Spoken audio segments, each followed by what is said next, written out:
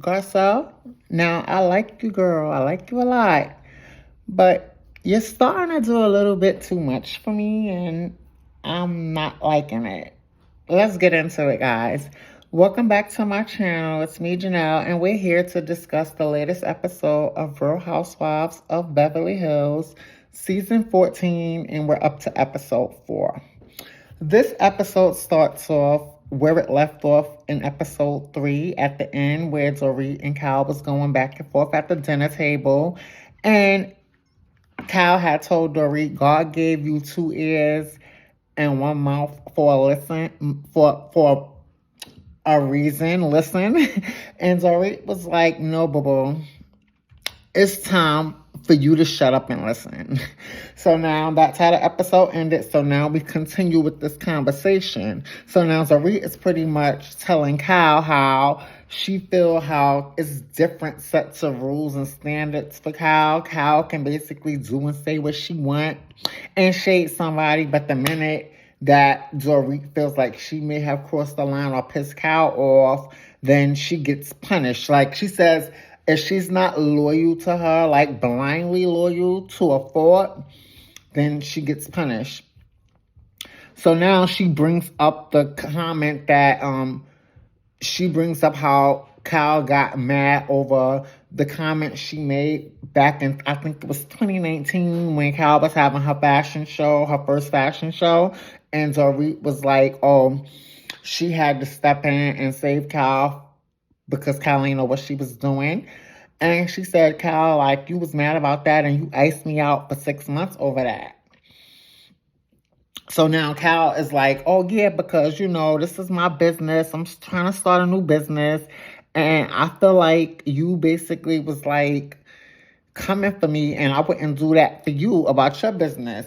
So Dorit, like, come on, are you kidding me? So now they show a flashback of when Dorit was having some little function or event or whatever for her little thing. I think her little Beverly Beach brand.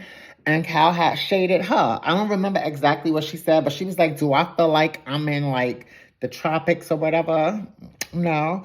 So basically, yeah. So now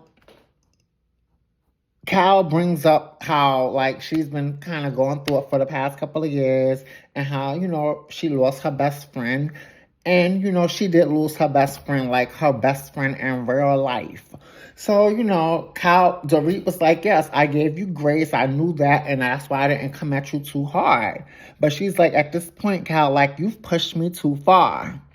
So now Dorit brings Erica into it. And she asks Kyle, oh, was you mad at Erica when I showed her the text? And they showed a flashback of when she showed Erica the text at the reunion. And Erica pretty much was like, yeah, it does sound mad manipulative, So then Kyle was like, yeah, that did bother me.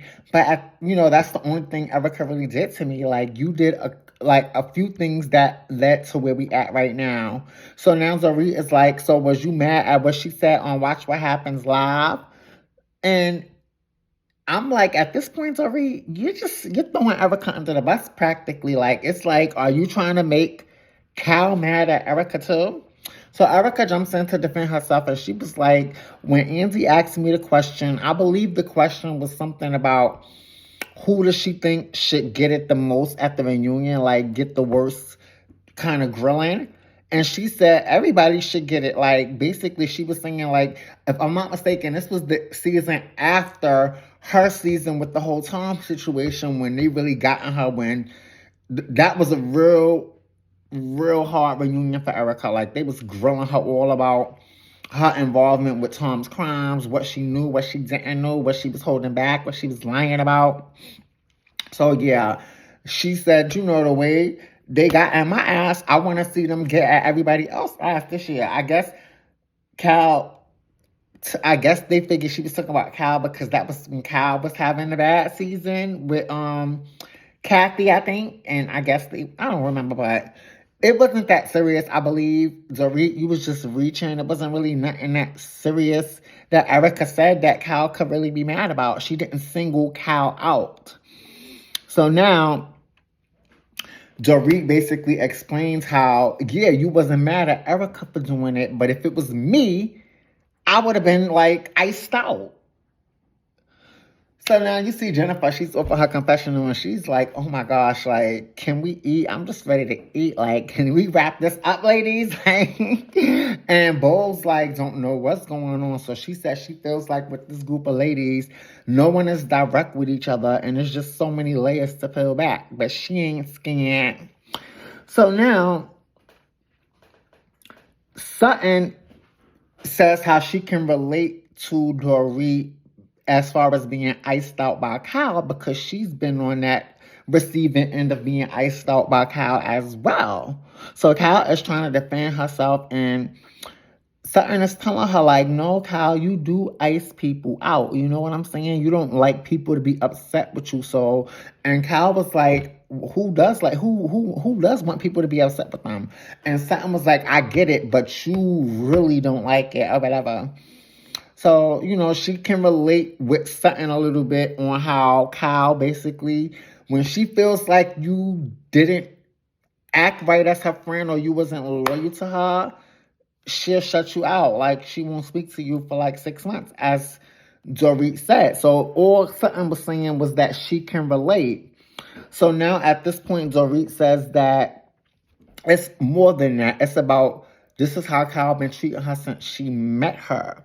And she says that when she does things like that and she shades her or she ices her out, and Dorit will be like, oh, why did you do this to me? Or why did you treat me in this way? Kyle will be like, oh, I was mad because I was mad. And it's like pretty much when you're mad, your actions towards me are excusable.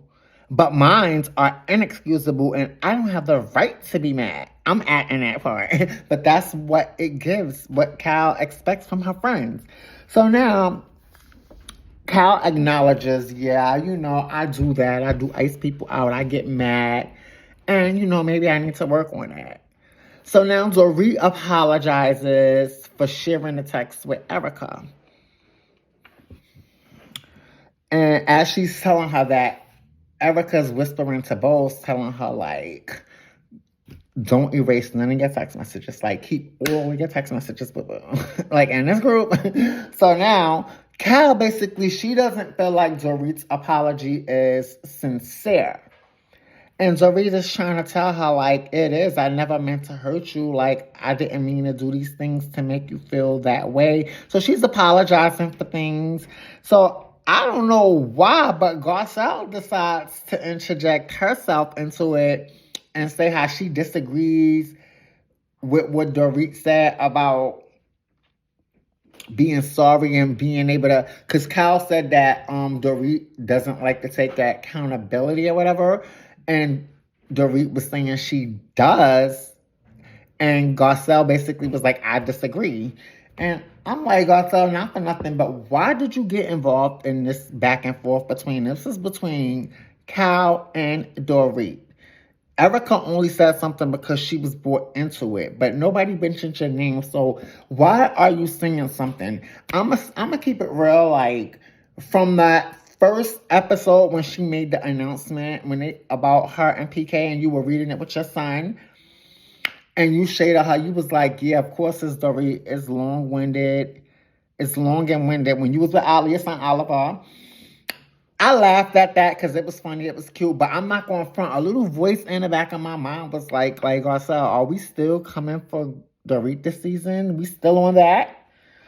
So that was one thing. But then the next episode, or was it 2 episodes later, you had basically was all in her conversation when she was talking to both at the table, and you was ear hustling trying to hear what they were saying, and you felt away because you wasn't a part of the conversation.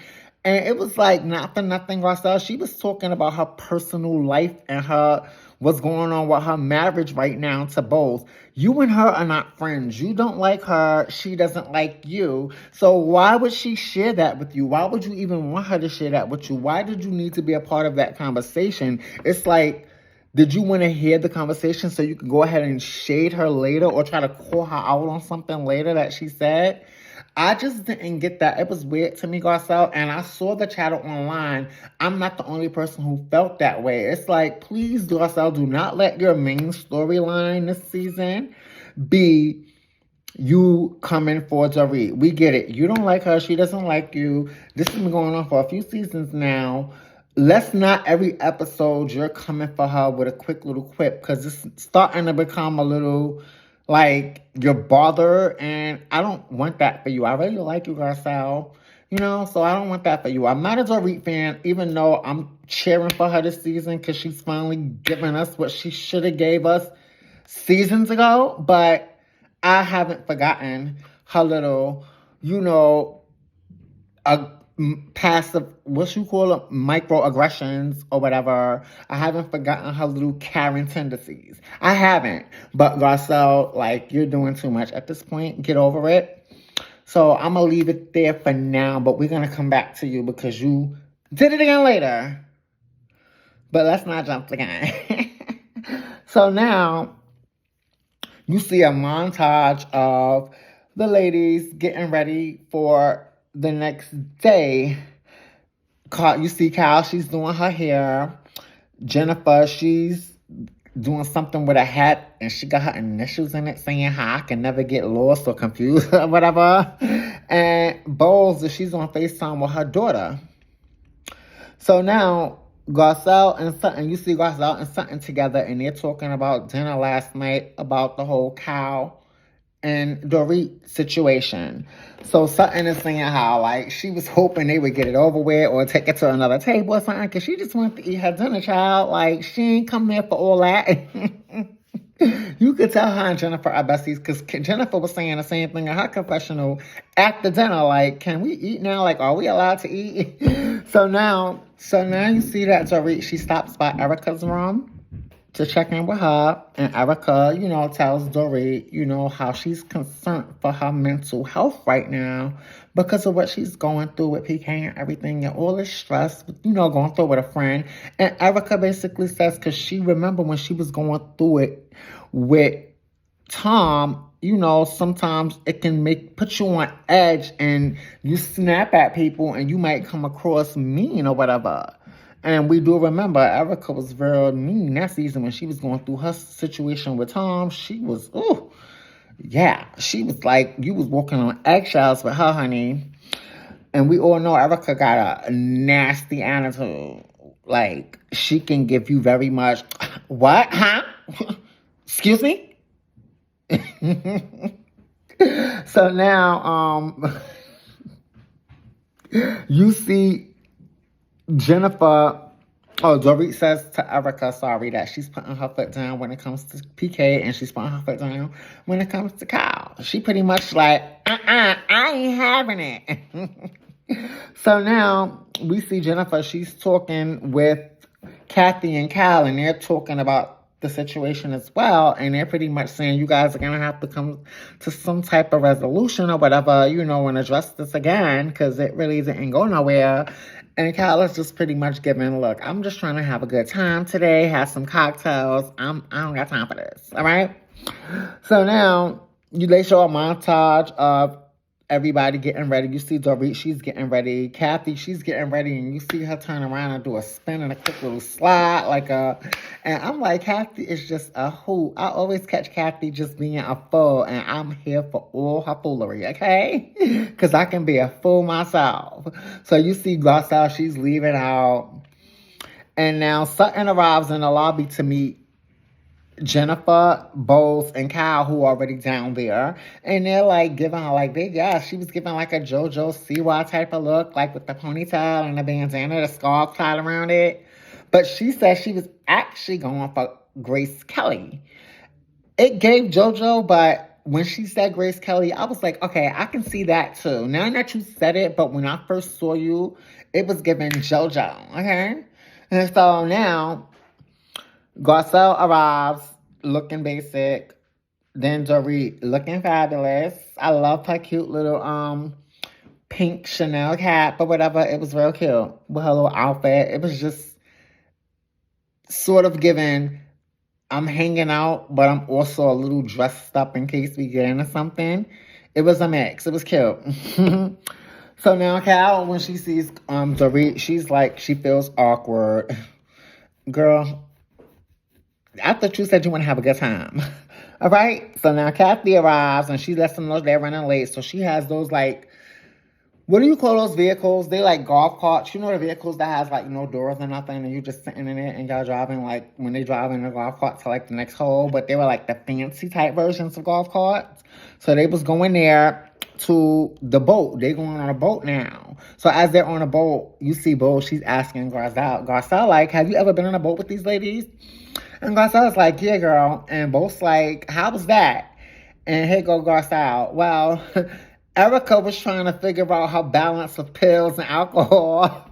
So you hear Bo, she's like, excuse me? What did you just say? I'm sorry, what did you just say? So they both just cracking up, gagging. So now you see Cal is telling them how before they was coming, I guess Kathy had called her room to tell her if she asked if she had an extra toothbrush. And she said when she got to her room to take her the toothbrush, Kathy was brushing her teeth with her eyebrow pencil, her eyebrow brush. I'm like, what? Kathy, you are ghetto, okay? You are ratchet, sis. From taking your extensions out at the party to screaming through the paper towel holder to this, like, you are officially a hood rat. You hood, sis. You ghetto, okay? So now they arrive at the boat and the captain introduces himself. Captain Theo. Sutton is smitten. She likes Captain Theo, so she thinks he's hot. So as he's giving them his little, I guess, introduction and talking to them, she's all fantasizing and fetishizing about this man. And I'm like, not Miss Prim and Proper, who walked out of the Magic Mike show. But yeah, so now they getting ready for lunch, and all I saw was some lobsters, child, and I immediately, my eyes perked up, and I was like, lobsters, I can use some of those, baby. I was wishing I was on that boat, okay? So now Cal says Kathy can be bossy because you see Kathy in the background telling the guy how to put the lobsters on the grill. She's saying something about how something else should be placed. And Cal is just saying how Kathy can be bossy. Like, before you know it, she's going to be telling the captain how to, like, ride the boat. So now Dorit, Cal is like, where's Dorit and Erica? Because Dorit and Erica are missing. So they show Dorit and Erica, I guess, downstairs on the other part of the boat. And Dorit is ordering her drink. It's, let me make sure I get it right. Belvedere. I don't even need to look. See? A Belvedere with club soda and 3 lemons squeezed, carcass out. So she ordering her drink. So as Cal is asking where they at, here go Garcelle. I don't think Dorit want to see me right now. Garcelle, it's not about you, boo-boo. Have a seat. She's ordering her Belvedere club soda, 3 lemons squeezed and carcass out. Let her be. Whoever would think I would be defending Dorit against Garcelle when a couple of seasons ago, for the past couple of seasons, I was defending Garcelle against Dorit. But the tables have turned because you're dragging this little thick beef y'all got going, and it's just like let's stick with your storyline of trying to find out who you are as a woman at a particular age. Stick to that, okay? So now the chef announces the menu. They're going to have a seasonal green salad and an assortment of skewers, chicken, shrimp, and lobster. And I'm like, yes, let me start with one of each, and we'll take it from there, okay? So now Sutton asks Callan to read, like, how they're doing, what's going on, where they at. And Dorit says how she feels hurt. She's hurt, but she loves Cal. So now Cal goes to, like, reciprocate and talk, and she's all choked up and choking up. So you don't even really understand what sis is saying. And honestly, I didn't really care what she was saying, so I didn't even, like, try to rewind it to figure it out. So now Dorit points out the irony of how their husbands are like getting along so good and closer than ever, and they over here beefing with each other.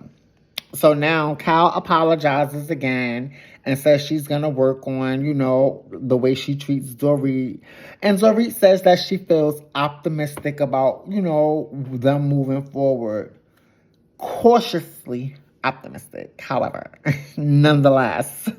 So now Garcelle, she wants to go downstairs to see the rest of the boat. I guess wherever Dorit and Erica had just came from. She want to go see the rest of the boat and maybe order her a little drinky drink too. So, and then Kyle is like, she looking for her phone. So they walk off and they step off, and you see something go to Dorit, and she asks Dorit to go downstairs with her. So now they all four downstairs and they going their separate ways. And you see Garcelle and Kyle, they're talking. Garcelle asks her how she feeling. And Kyle says, she feels better now that her and, Dorit got a chance to talk and kind of make some progress. So now Sutton wants Dorit to know. Meanwhile, Sutton wants Dorit to know that she's there for her, and she can, if she needs somebody to lean on based on what she's going through, she can relate.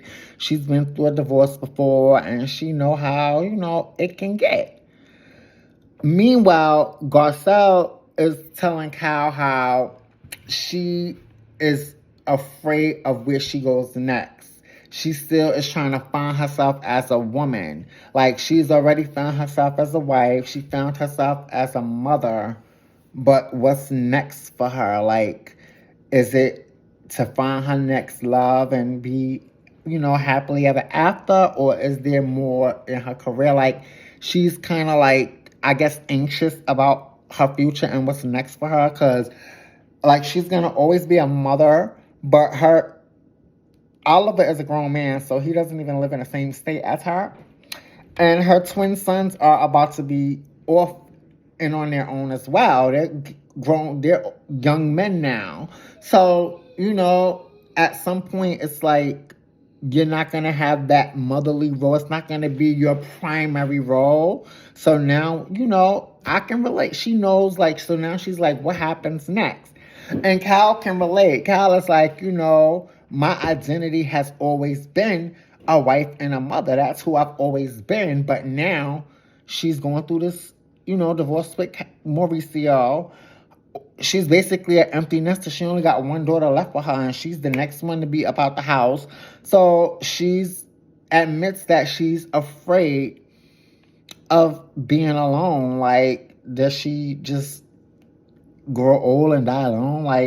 And I can relate, Kyle. I know that feeling, so I can relate with you on that, Kyle.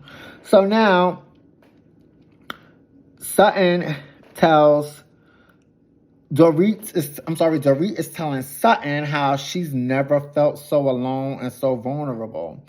And then she says how, in her confessional, how her and Sutton has never been friends like that. So she's happy that Sutton is extending this. And they show the flashbacks of their several clashes. And yeah, they went at it a few times. So now Sutton tells Dorit, I'm here for you. If you really going through this and it goes there with PK where y'all really getting in a divorce, I'll sit in the ring with you. And Dorit is thank you. I appreciate that. So now Garcelle is talking, and meanwhile Garcelle is saying to Kyle yeah, and she said she did have a point when she was oh, Kyle and Mauricio are all good, they both cool, living their best life, and y'all over here fighting with each other. So now Kyle is oh no, I do speak to PK, and Garcelle is what? She's gagging what?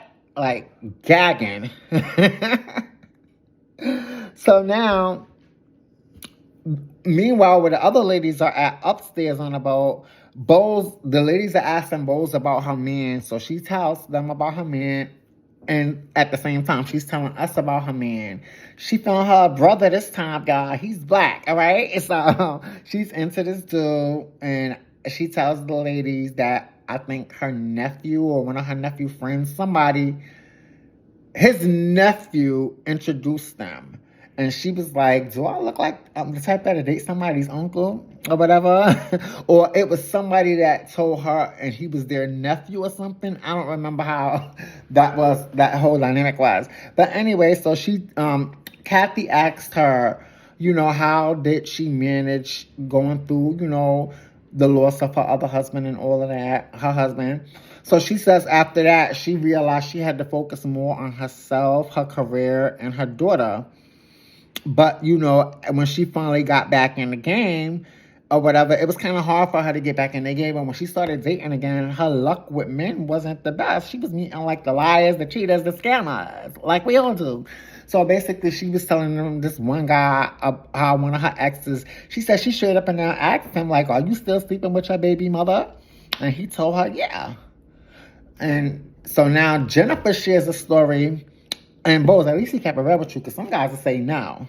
All right? So at least he did be honest with you. But, you found the opportunity to find out. So now Jennifer shares a story about how she was dating some guy who was fronting like he was some big producer or whatever type of thing in Hollywood. And he was supposed to have like this billboard and all that with his face on it. And pretty much he was a liar, a cheater, a scammer. So that was a cute little bond, to talk about how these ninjas ain't shiznit, okay? So now they're exiting the boat soon, and as they're exiting the boat, Kathy tells Captain Theo how Sutton might need some help. He might have to carry her off, so he carries her in his arms, and she's like, oh my gosh, it feels Sutton is in bliss right now, okay? So now Erica is telling him after he puts her down how, Sutton want to know if he's single because she's interested. And earlier, Sutton had gave Dorit her number to give to him. So Dorit passed him the number. And he went to Sutton and was like, nice to meet you.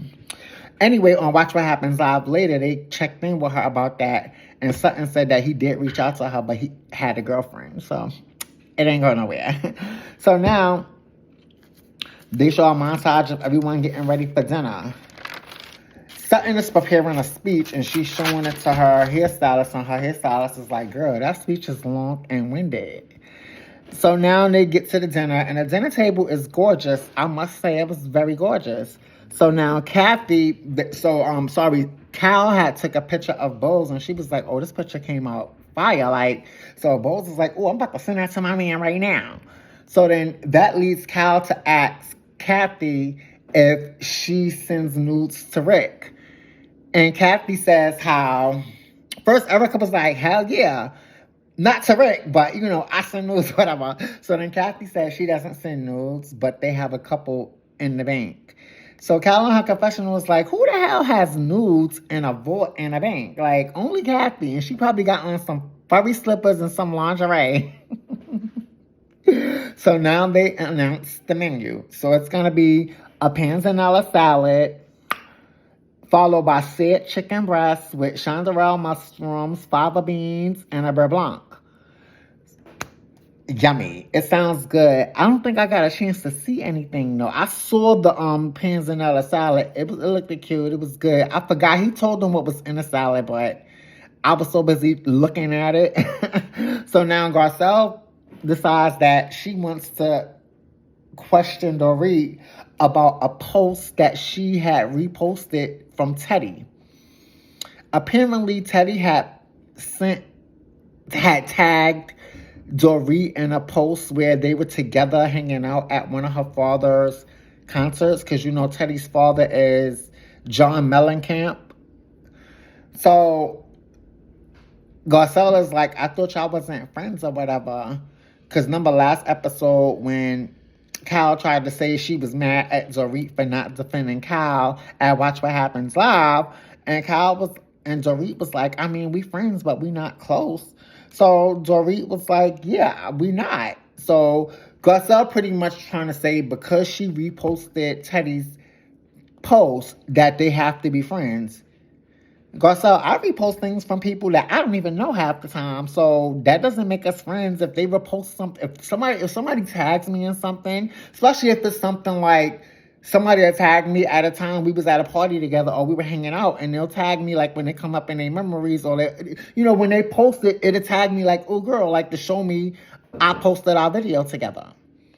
So, and I'll repost it. So what does that have to do with anything, Garcelle? This is what I mean, Garcelle. You're doing too much. Like, stop trying to comfort this lady. I get it. You don't like her. You have every reason not to like her, but it's starting to become an obsession. And I don't want that for you, Garcelle. I don't like that for you at all. Please stop. I don't want to see you doing any more side comments, or just, it's like you're always trying to call this lady out and expose her, and it's just starting to become too much now.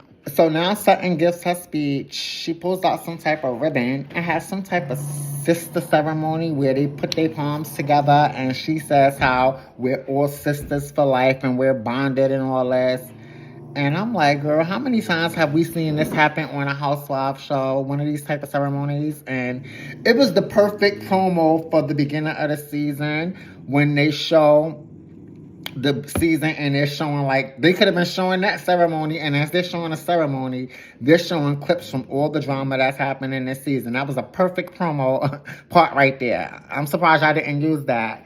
So now, the next day, and the ladies are all getting ready to leave. They're packing up, so they all get in a Sprinter to leave. And as they're in a Sprinter riding to the airport, Sutton is like, that ceremony we had last night was serious to me, and I feel like some people was like clowning it. But she said, I really want us to all be real with each other and be honest. So now she decides to call out Erica and was like, Erica, last night when Dorit was talking about the Teddy post, you whispered something to Cal. Like, what was that all about? So now Erica and Cal looking like, basically like stuck caught red-handed. So now Dorit is like, let me clarify what I said. And she repeated herself. She said, I said that me and Teddy were friends, but we weren't that close. So now, like, basically when she said that at the dinner table, she was explaining that at the dinner table. That's the part I forgot to say because I got distracted. Sorry, and I had to stop and restart. But when she said that at the dinner table, when Garcelle pressed her about it, and she said, she said, we're friends. Like, that's what I said. We're friends, but we're not that close. And so now she's clarifying what she said. But when she was saying it at the dinner table, you saw Erica whisper to Cal, like, that's not what she said. So now she's reiterating it, and they showed a flashback, and that's exactly what she said. She said, yeah, me and Teddy are friends, but I wouldn't say that we're close. We're not. So pretty much she said what she said, and the flashback proved that she said what she said. So y'all just reaching at this point. Why am I defending Dorit? I'm just being honest. I'm not a Dorit fan, but I'm just being honest. I'm watching and I'm just seeing the bullshit unfold before my eyes, and I'm calling it out.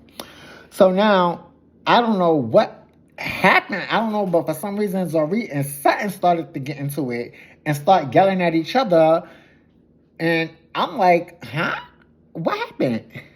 So now, as they're talking, Dorit is saying how, wow, like, how Sutton switched up. This is not the same woman who was talking to me on the boat saying, yeah, I got your back. I'm here for you. She's like, different mode of transportation, different woman. That was my favorite line of the episode.